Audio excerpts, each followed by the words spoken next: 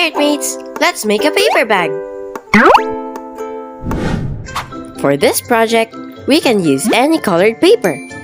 Actually, we can also use old magazines so we can recycle. But for now, I choose this blue colored paper. Fold one edge and apply adhesive. Attach to the other edge and fold the paper. Now I'm marking the edge about 1 inch just to make sure na pantay yung fold ko. Then make the fold inwards.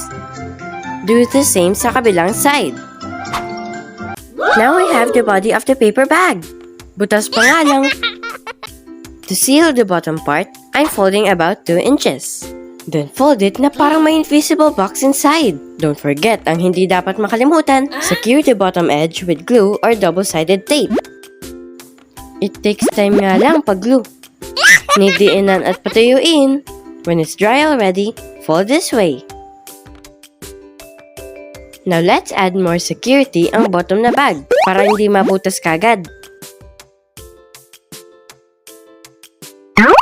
For the top part, lagyan din natin ng fold para matibay. Do this in all top sides. We are doing this para tumibay ang kakapitan ng handle at hindi madaling mapunit.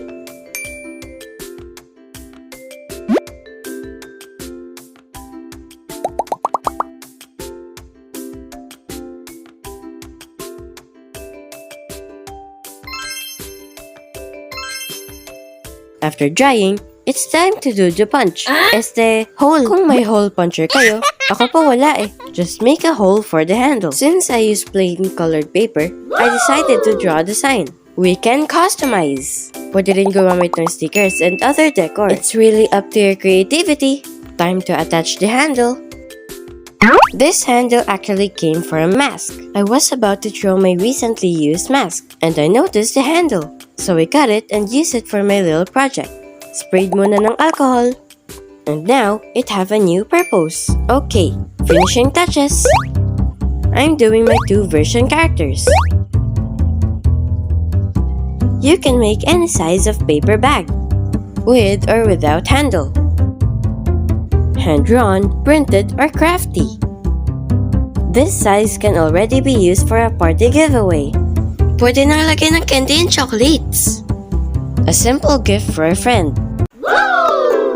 Meet Partridge and Partridge 2.0. I'll come up with better names soon. Little handbag project done. Thank you for watching.